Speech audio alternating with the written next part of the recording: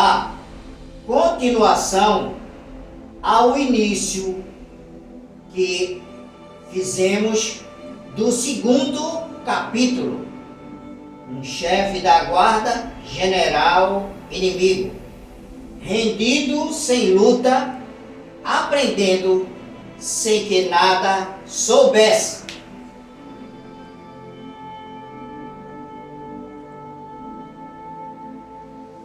Assim, deu-se a história de justiça e graça ao seu favor, provinda de Deus, quando por sua integridade e conduta ilibada, voltando assim os olhos de Deus para si, quando achou nele Deus graça entre os demais homens, concedendo-lhe a sua por um dos seus filhos criados, de seu trono provinda, proporcionada do alto a um renomado, temido capitão, chefe da guarda, guerreiro, herói, valoroso, cuja conduta lhe era, aos olhos de Deus, real, verdadeira e obediente a os seus superiores. Chamara a atenção de Deus por sua escolha, obediência em seguir as ordens, muito embora agora estas que me refiro ou irei me referir será a lhes transmitida através do profeta que de antemão recebera de Deus, mas por seu porta-voz, como eu falei, o profeta, o mensageiro, como lhe era esperado, ou não lhe era esperado, um simples porta-voz e mensageiro, mas provinda, escutada do próprio profeta, por orgulho, por observância de seu título, de sua relevância no cargo.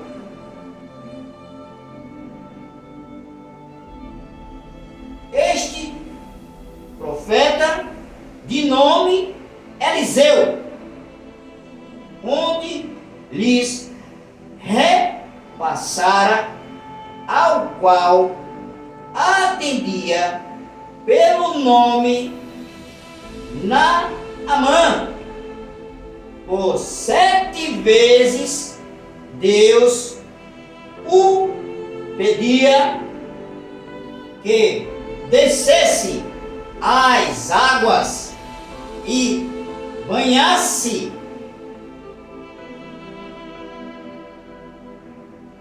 mergulhando, quando para ele havia um processo, um sentido tal, humano, para Deus outro propósito ocorreria, distinto, diferente, divino, denominado processo.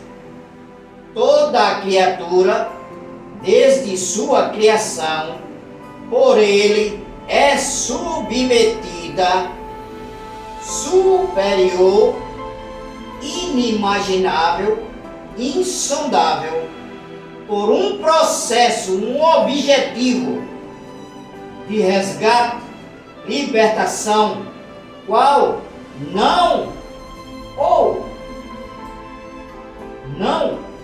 alcançaria entender, seria capaz de escrutar os pensamentos de Deus, se caso soubesse.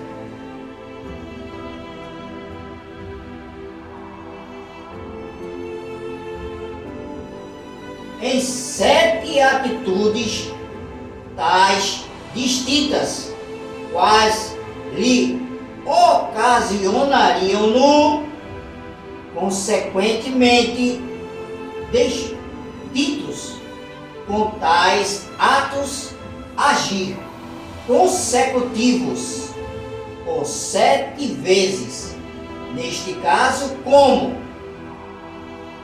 o processo nele ocorrendo e Deus, na sua presciência, já esperando com a sua obediência, suas renúncias ocasionariam, quando houvesse a prática de suas execuções em obediência aos mergulhos necessários, assim como o agir refletiria ao mesmo tempo demonstração para Deus de sua fé e persuasão, assim na atualidade, tornando para todos nós exemplo de obediência, onde, ao cumprir-se os desígnios, ordens de Deus e o obedecermos, seus pecados ou os nossos pecados, seus eu digo dele e nossos, se assim procedermos diante de Deus, iremos também ser merecedores de sua graça, de sua intervenção e de sua proteção. Seriam assim perdoados como os nossos. Alcançaríamos a graça divina, inefáveis da parte de Deus, quais configuram também de todo aquele que deseja de coração seguir as pisadas e os passos do mestre, dos mestres, para recomeçar, reconhecer uma nova história pelo olhar do nosso Senhor. Quanto mais o homem desce ou descer, que a regra diante de Deus ela é inversamente proporcional, o sinônimo de humildade, o descer, não é de se rebaixar, não é de se rejeitar, não é de se impor. O sinônimo para Deus da humildade equivale a descermos do nosso pedestal, nosso orgulho, o qual ocasionou neste protagonista que falamos. e cavar do nosso poço, para que a cada dia que descermos diante de Deus, mais favores Ele nos provoque, Ele nos conceda. Comete expressão de humildade, de obediência, devida ao seu Senhor, mas se aproxima dele, este que anda neste processo, está nos céus, ele, com a nossa descida, com a nossa obediência, com o nosso deixar de cometer abusos, cometer pecados, delitos à sua natureza de Deus.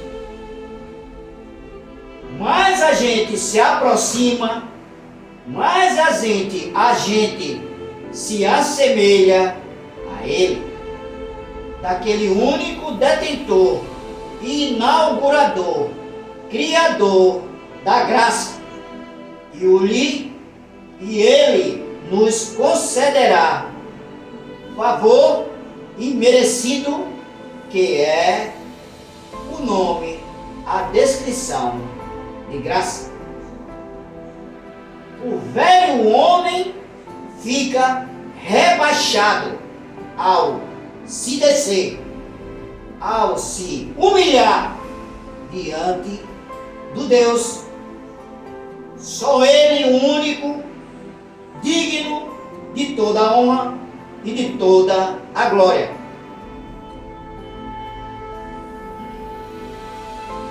Humilhando-nos, e o novo homem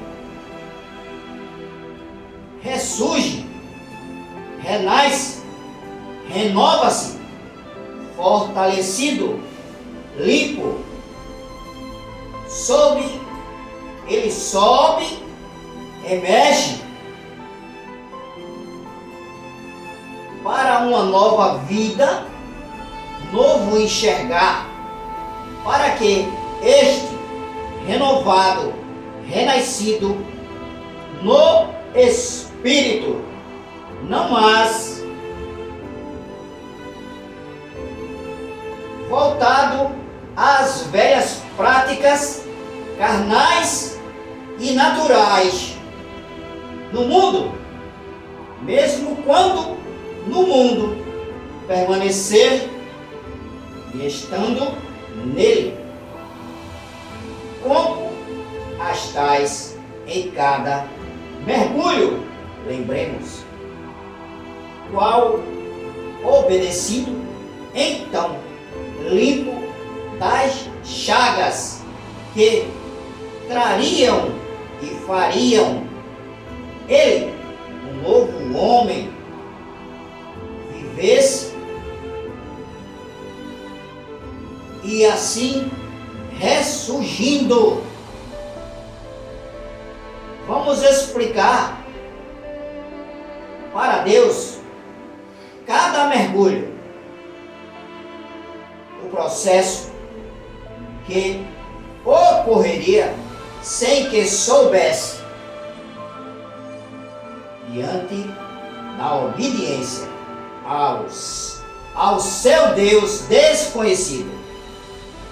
Renúncia do mundo, renúncia das riquezas, renúncia das influências, renúncia da força do braço, do poder, do eu posso, eu sou. Ninguém é capaz de escapar de minhas ordens. Renúncia da religiosidade, que não faz alcançar, não traz mudança no homem comum, no homem natural.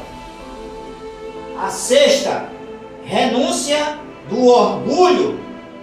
E a sétima, mergulho do arrependimento de tudo o quanto outrora cometera, fizera e achara correto.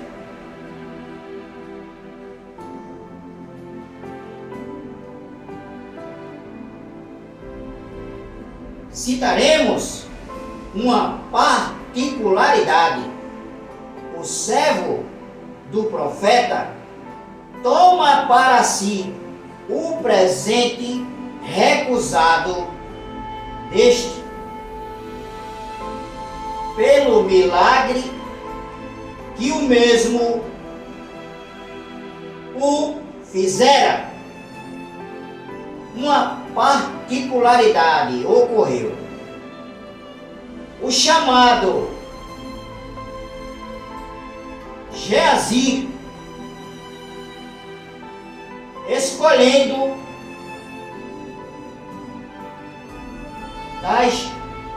do presente aquilo de interessante para ele,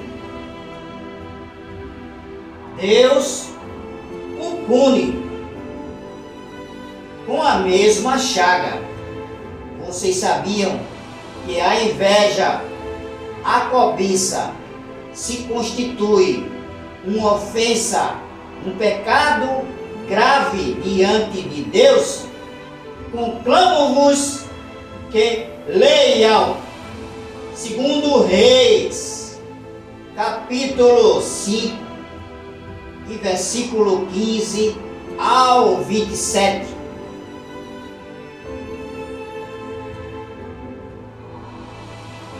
Visão geral, para que vocês se situem no ambiente qual ocorrera.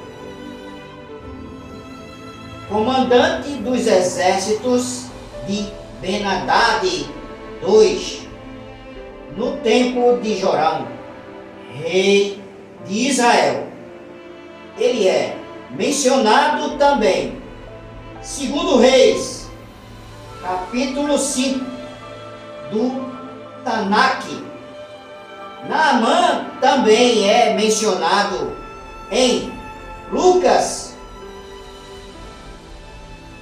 apóstolo de Cristo, capítulo 4, versículo 27, ocorrendo no Novo Testamento, como um exemplo da vontade de Deus para salvar as pessoas que são consideradas pelos homens como menos piedosas e indignas da salvação.